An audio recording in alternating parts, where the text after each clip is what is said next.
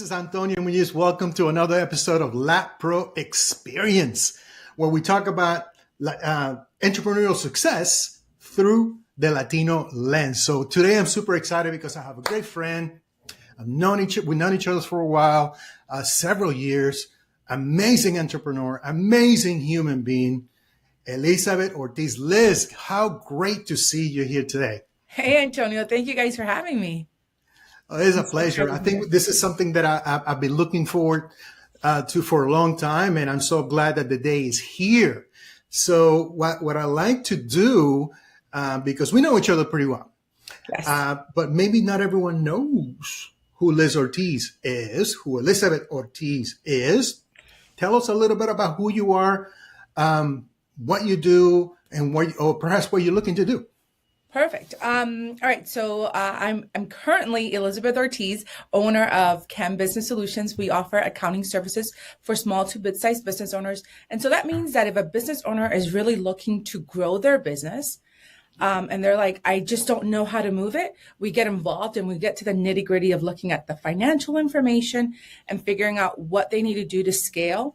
And sometimes it's just how to grow more profitably. So they might have all the bone and, the structure is set. It's just they're not running it as efficiently as possible. And so that's what we do. We help engage business owners that want to grow their business, help grow more profitably, and then, reach freedom that they want as business owners. So you help people, your customer, generally speaking, they know what they want. They know what they do, but perhaps they don't know the nuances to optimize their business to become more profitable. Is that correct? Yeah. So I think like a lot of us, we're really good at what we want and want to do. Like I'm a good accountant. I might not necessarily know all the logistics behind of what makes the business run really well. Right. And so, so many people, and sometimes with the gig economy and even the pandemic and just life, what happens in life is what pushes you to become an entrepreneur. You know what you do, you know your trade, your craft, but you don't know a lot of the other stuff. And, you don't know what you don't know until maybe it's a little too late. And so we help kind of bridge that gap of like, you don't need to get the notification of like, you did this wrong. Let's maybe circumvent that situation before it gets to be too late.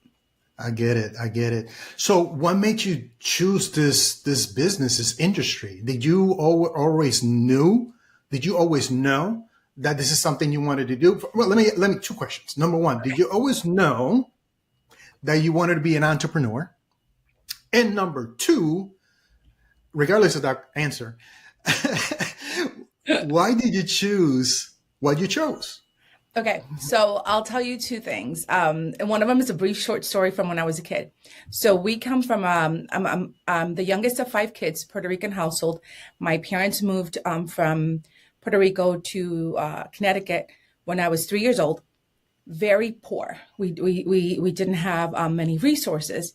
And so my mom would take out the newspapers. I don't know, back in the day when I don't know if newspapers are quite the same thing they are now. And there was 5 of us. So she literally would line us up with the classified section and give us all a pen, and she'd give us the instructions. We're looking for an apartment that has XYZ. And so she would circle it, right? On the apartment side, when she was looking for a job, then some of us were tasked with looking for a job that met whatever the specifications were. I remember as a kid seeing bookkeepers, and I was a nerd. Like I love reading books. So I thought a bookkeeper was somebody that got to read the books and keep them. And so I was just like, but Mom, why don't you want to be a bookkeeper? Like they make a whole lot of money. And she was like, no. And so I always was so intrigued by the bookkeeper part, not realizing that it's not necessarily that you get to just read books all day long and keep them. And so I like in many Latin households, the kids end up learning the language. They end up being like facilitators in like day-to-day lifestyle for parents. And so that's what I became. Okay, I'll balance the checkbook. I'll do all that stuff. So I was very much into the accounting aspects of things as a kid, just the managing of the household. By the time I went to school, that part came so naturally to me that it was just like I was in my zone. Wow. So that's how I chose the field. How I chose, or maybe the field chose me. I don't know. But then the how I decided to become an entrepreneur At one point, my mom was working in this one, I don't know, production line. Like they made windows. And so it was just like, step one, Yeah. step one. Well, somebody in that assembly line was stealing and they got caught and they terminated the entire assembly line. And they didn't care that some were innocent and some were guilty, but they cleared out the whole thing. And my mom was really depressed over that. Like it really affected her.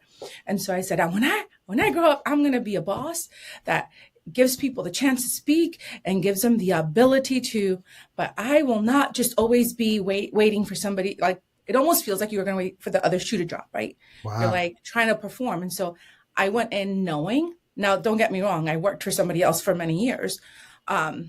Somebody else's for many years.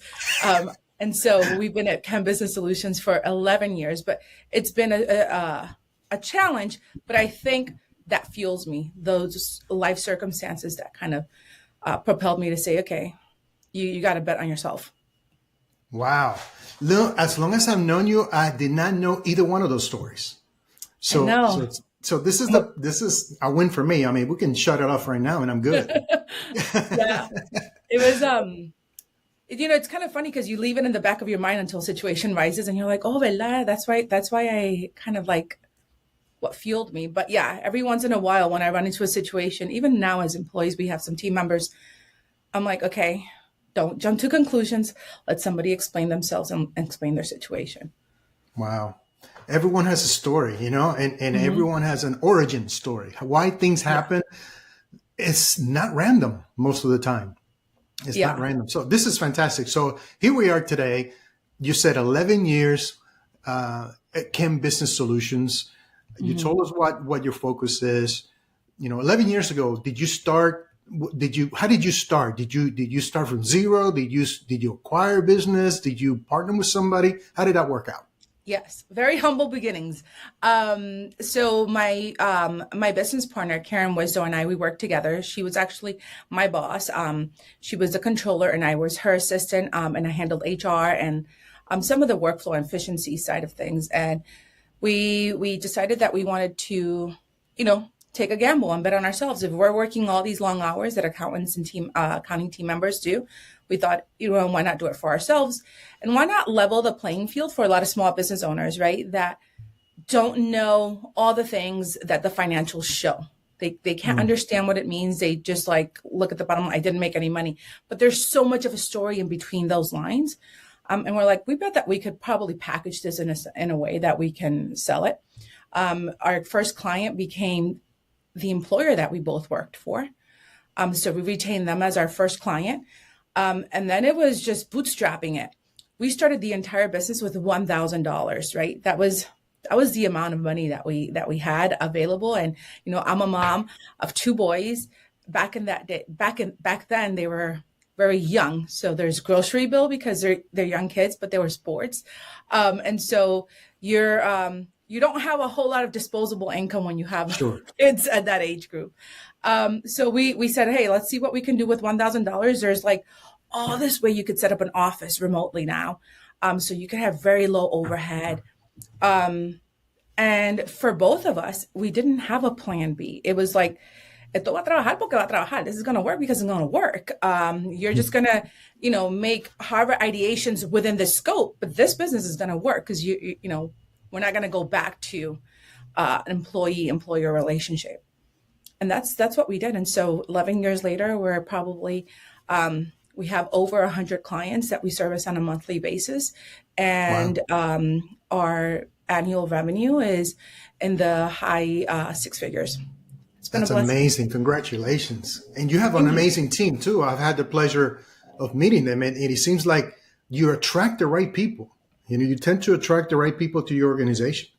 It takes a minute, but enough Disney movies to tell me, you kiss enough frogs to find your prince, right? So I've kissed enough of not the right team members to sort of figure out what the formula is for the team member that I want.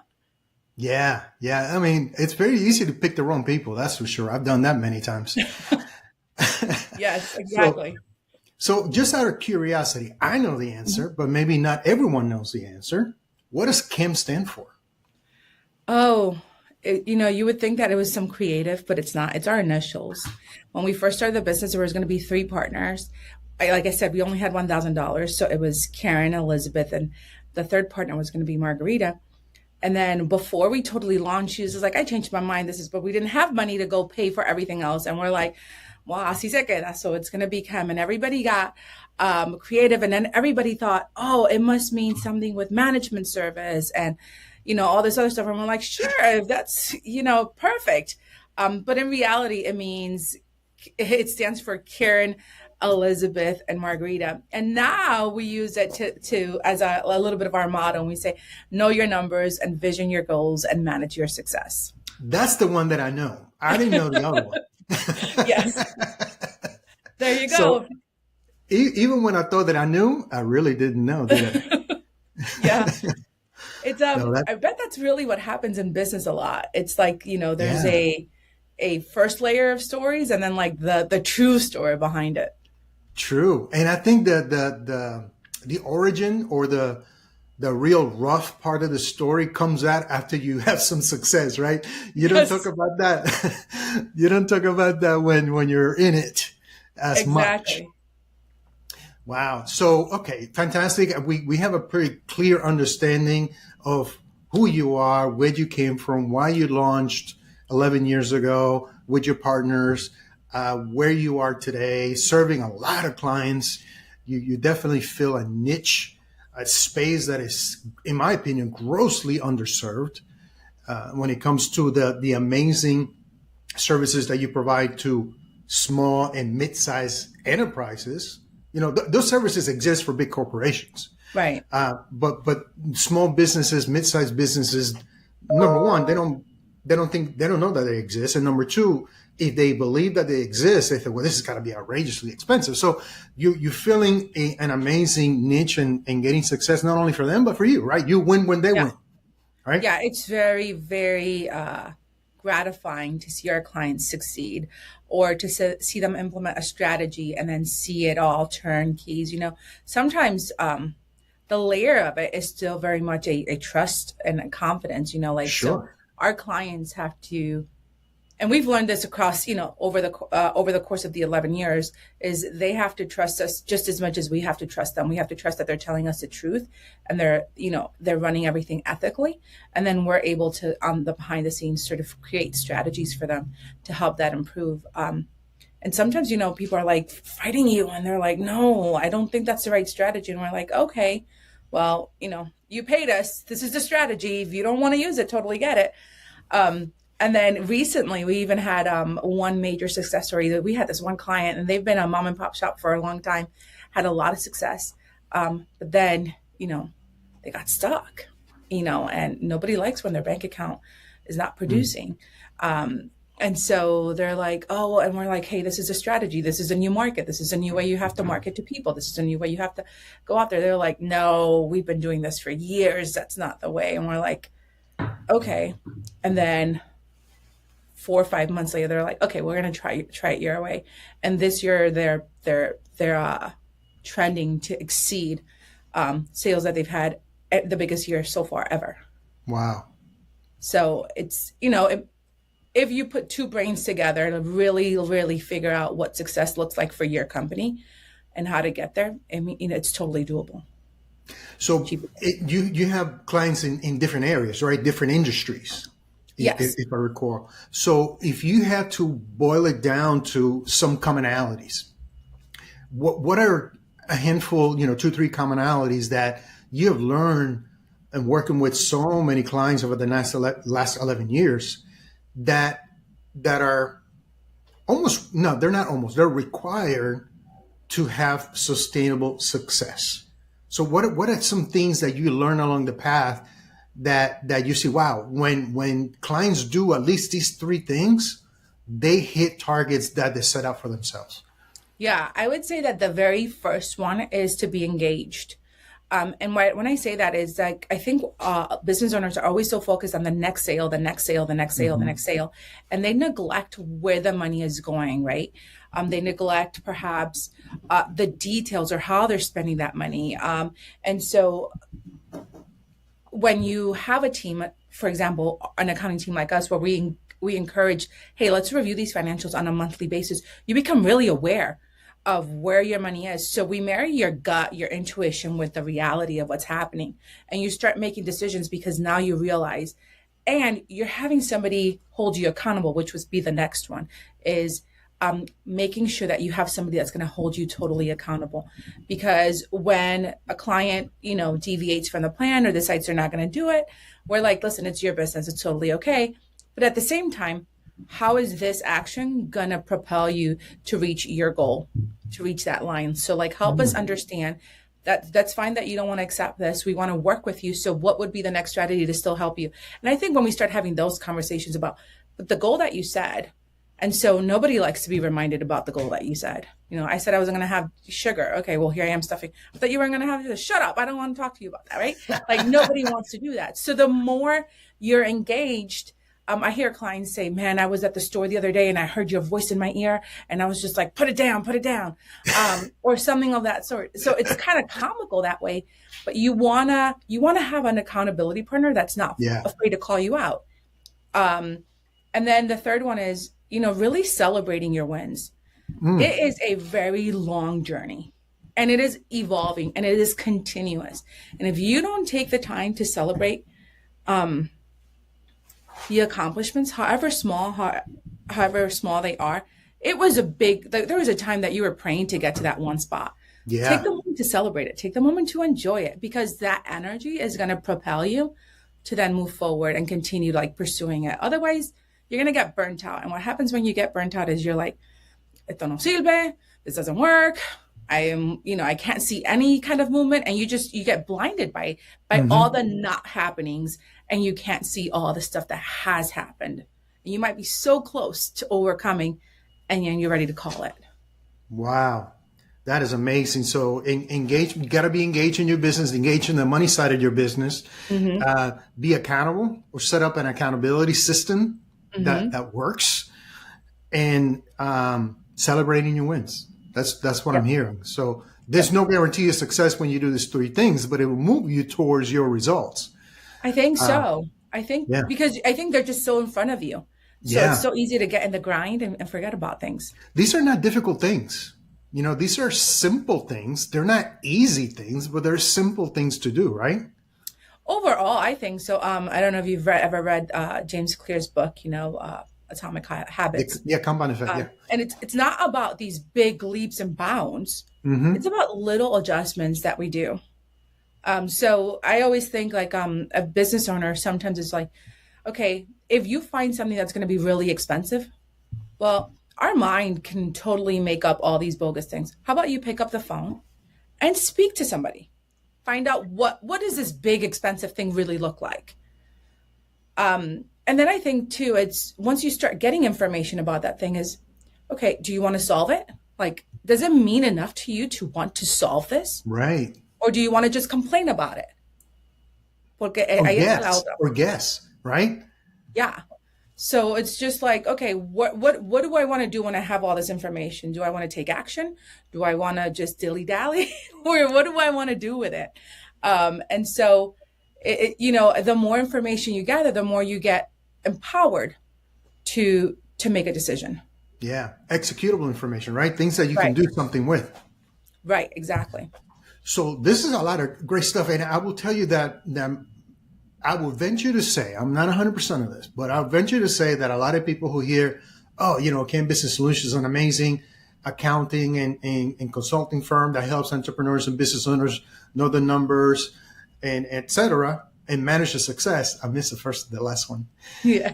And, okay, that's great. But they would have never guessed that you build that kind of relationship with your clients, that you probably, I would guess from the outside, okay, they'll handle my numbers. They tell me where I'm blowing money, tell me where the money's coming from and how much I got left. There's a lot more to it, right? There is. But that is but first, everybody, how you plug in the GPS and you say, hey, I want to go over here. The GPS always says, well, where are you now? So that I can figure out where you're going. Mm-hmm. Well, where you are now requires some effort. That's what we call the bookkeeping, right? The like basic layer of You've got to be really consistent about it, and everything's got to be in the right spots, because that's what's going to tell us where you want to go and what adjustments need to happen. So, but nobody wants to do that work. They're like, no, pero yo quiero estar allá. Like, Yeah. yo quiero estar en la playa. I want to be in the beach of Puerto Rico already. How do I get right. there? Now, I want to go now. Yes, I want to work only 10 hours. I want to have a team. I don't necessarily want to be doing it. And I'm like, you've got to pay your dues. Like, there's still no bypassing that part of it. Like, social media is all glammed up, right? And you hear about like, oh my gosh, I make 6 figures and I work 1 day a week. And last so everyone's year. like, one day last year. yeah, that's the business I want. That's the business model I want. The truth of the matter is that concept doesn't exist yet for most of us. It's a, finding our cash, figuring out where we're spending, finding our workflows, of making efficient workflows, having the right team members in place, having right systems and processes in place. And then we're kind of moving in that direction of like, oh, good. I worked 4 days and I made more money than before. Oh, this is going in the right direction. And you can dial it back. It's possible, but maybe perhaps not as sudden or as rapidly as maybe social media promotes. Yeah, it takes work. It takes work and works more than one time, more than one day.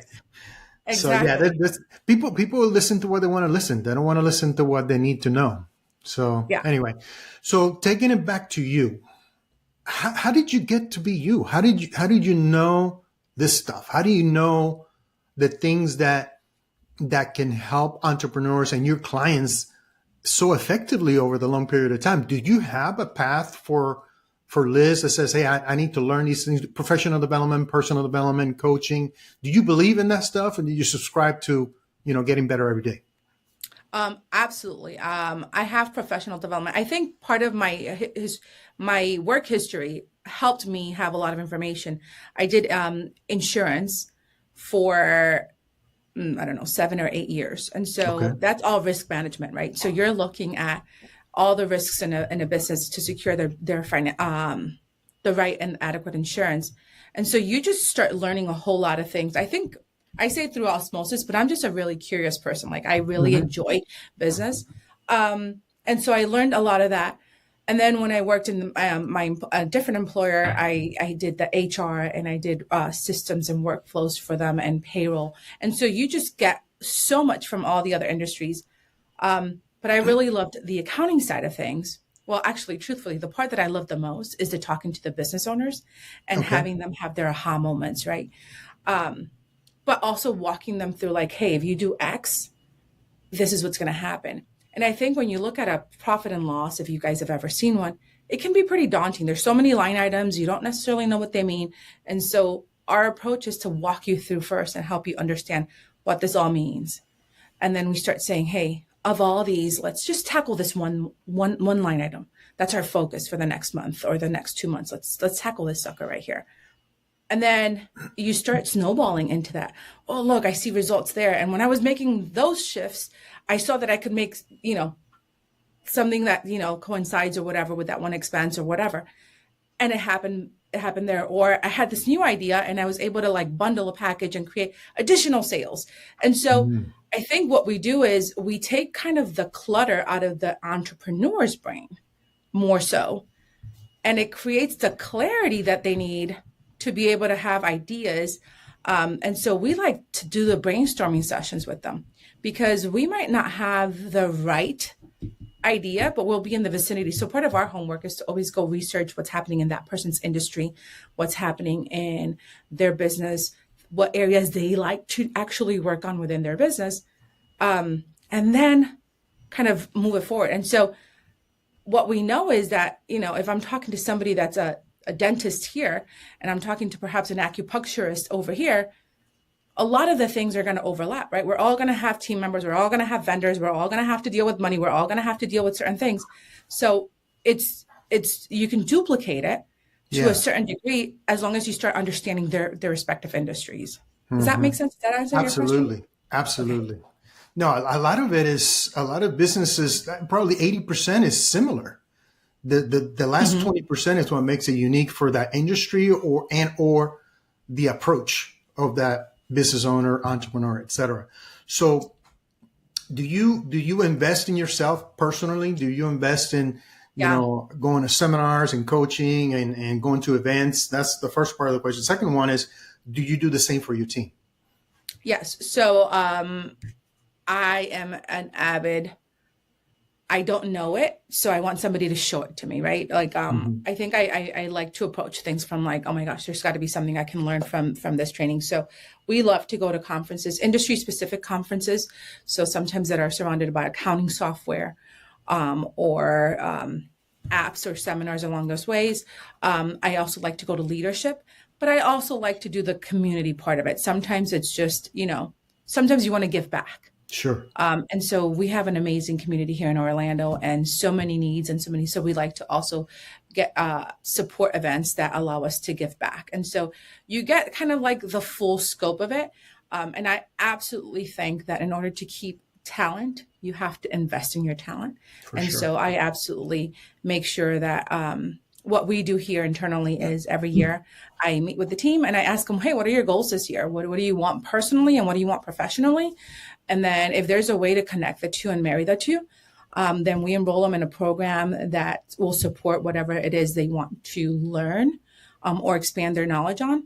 And so the team feels really validated by that. They feel like, okay, great. I feel like I'm not stuck. I'm not just doing the daily grind.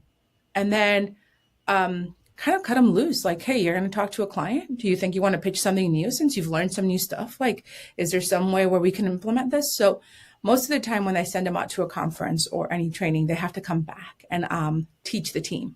And so they have to be able to apply it. So that's how I know that they were actually paying attention, right? Like I'm still like a parent that's like, okay, I'm checking this cash. I want to make sure I'm getting my investment. So I always have them come back and share it with the team, or ways that they could apply it in the business that we currently have now. Wow, that's so good. That's so good because I learned not too long ago that, and I didn't know I was doing this because I'm a nerd too when it comes to certain things, certain topics. I totally nerd out. And I said, you learn to teach. I learned with the expectation that I'm going to have to teach it to somebody at some point. Mm-hmm. And that helps me pay more attention, right? It helps me. Well, two things make me poor. How much I've spent to go into this thing, the investment. If you don't pay attention, right? And how much you invest in yourself to be where you are to learn. That's number one. That's the biggest thing, right? I'm the first one in that room. I got a brand new pad of paper. I got 3 pens. I'm not going to the bathroom. So, right, exactly. And the second thing is to learn to teach. So the notes that I take are designed so I'm going to forget things. So I can go to my notes and teach myself again what it is that I learned, but also transfer that the highlights at least to the team. Yeah. And that's how I get myself into the zone. And that's why I stay focused on the content. Because I don't know about you, Liz, but there's some times that you go to an event, you go to a conference. Let's say it's a multi-day conference. You're not going to like everyone on stage. You're not going to connect with everyone. You're going to find something wrong with what they're saying, what they're wearing, how they sound, how much they move, how much they don't move. So you could get distracted by that stuff. And somebody told me a long time ago, I said, before you go into any event like this, write this thing in your note. But the first thing you're going to write is, I don't know everything. So start with that. You don't know everything. So be ready to learn. The second thing is a reminder. How can that work for me? So anytime that you feel like, oh, this is BS, or this is wrong, or this doesn't apply to my industry, or that's fine in California, but in Florida, you start thinking that way. Yep. I just go to that note. How can that work for me? And I don't know everything. So that kind of resets me, gives my attention again. Those are really good tips. Because I think if we go to industry specific training, sometimes we're like listening to speakers and we're like, oh my gosh, they picked somebody that doesn't know what they're talking about. And so that can color the entire presentation. Oh, sure. And so so the other thing of it is just like, I'm just looking for one little nugget, like just one little nugget. usually what we have our team do is we try to get the agenda. Everybody prints it out. They figure out what they think they want to do, and then we regroup and we figure out why they think that this is the best session for them. And then I send them on their way. So they've done their homework so that they're not kind of just going there and, conferences, they have a bajillion, sessions going on in place. And you can get totally distracted and totally out of focus. And so if you kind of take the time to prep a little bit beforehand and go in, you might get a little bit more out of it. I agree. Intention is huge. When I spank that credit card for that event, I got to have a clear intention of what I'm going to get out of this, and remind yourself, this is why I'm here. This is why I'm here. This is why I'm here. And make sure that you don't leave without getting it. I think those are, everyone can benefit from this discussion when it comes to, regardless of industry. Now, kind of changing gears a little bit, and this is a little bit more philosophical. Oh, I know, right? If you could go back to Liz at 21 years old, what would you tell her based on what you know today? What piece of advice you tell her? Geez, so Liz at 21, I would probably go back and say, just give yourself grace, probably. Because, sometimes you're just trying to rush it. You're trying to do a whole lot. So give yourself grace. It's all going to work out. And focus on one thing at a time. I think that's the other thing that happens. Looking back, it was just like, I had to be a mom. I had to do, be a wife, had to be, a daughter, had to be. So, you're going through all this stuff. You're going back to school. You're doing all this other stuff. And it's just like, but I want to be here. And so you can't quite appreciate a whole lot of what's happening at the moment if you're living in the future. So maybe what I would tell younger me is, it's only a few years ago. It's not, you can definitely go back. That you are. I'm sorry? It's only a few years ago. So 21. That's right. That was the other day. No, that's good. That's really good. There's so many things that everyone's a genius, right? On Monday morning, Monday morning quarterbacking, right? You can call the plays and everything is a 4th and 1 or 3rd and 1. Okay. So what has you excited today? What are you looking forward today? What's your next big target, your next big goal? It could be personal. It could be KEM related. It could be whatever. What has you excited? Let's see. Well, I'm going to give you a couple then, because you gave me all these options. Yeah. I think I've told everybody, basically I shout it from the rooftops. I'm a new grandma. So one of my number one goals is how to find more ways to delegate, but also to get the business where it's running smoothly without as much of me. So making sure that my team is empowered, making sure that everybody can run it. I'm still here, but I definitely would like to capture some of that freedom that we've been working toward for several years, so I could spend a little more time with them. On the business side, one of the newest developments that we've had is we've always done for you services, which means, you come to me, you tell me, your pain points, and that's what we're going to work through, and that's what we do. And so we launched an actual training program. And so we're offering training sessions. We've launched it with QuickBooks online training workshops. In person here at the office, very intimate so that it's interactive.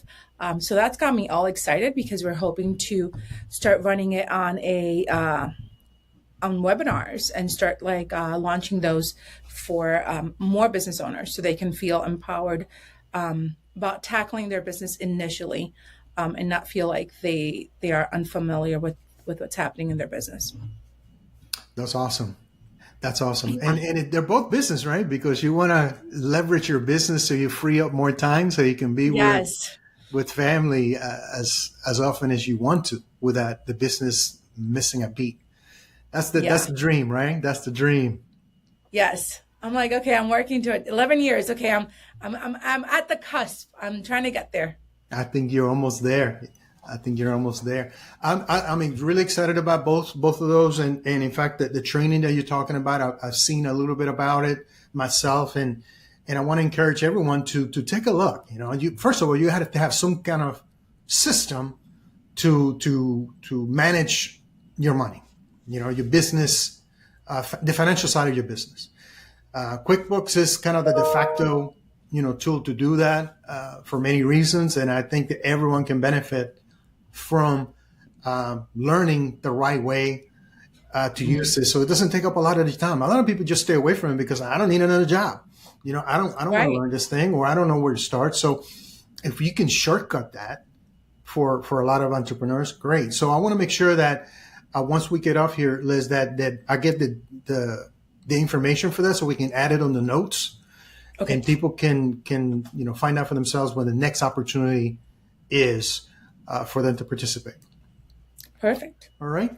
Listen, this has been amazing. Is there anything else that you want to add that perhaps I'm not smart enough to ask you? Oh my goodness. Is that ever even a thing? No, you've asked very great questions, but I will remind every business owner, have fun. Like, it's so easy to worry so much about all the little details and be overwhelmed and be like, guess what? Everybody's doing that. So take a beat, just enjoy what you're doing, have some fun. That'll make it 1,000 times better. Yeah. Well, thank you so much. I've totally enjoyed our time together, Liz, as always. Thank you. I'm so happy for your success. I'm grateful for your friendship and your advice and counsel, because there's been many times that I text you or call you and you always say, presente, what do you need? So I appreciate you for that and many other things. I wish you lots of continued success. And that's the episode for today. I hope that you get some value out of this. Remember that the intention and the purpose of LatProXperience, our podcast, is to talk about entrepreneurial success through the Latino, in this case, Latina lens, because we need to see that it's possible. We need to see people who are winning around us. We need to see and learn from their journey and apply it to our situation. We hope that you get a lot of value out of this, and you take some of this information, apply it to your business, and take the next step towards your goal. So thanks again, and remember that nuestro éxito es inevitable. See you soon. Awesome.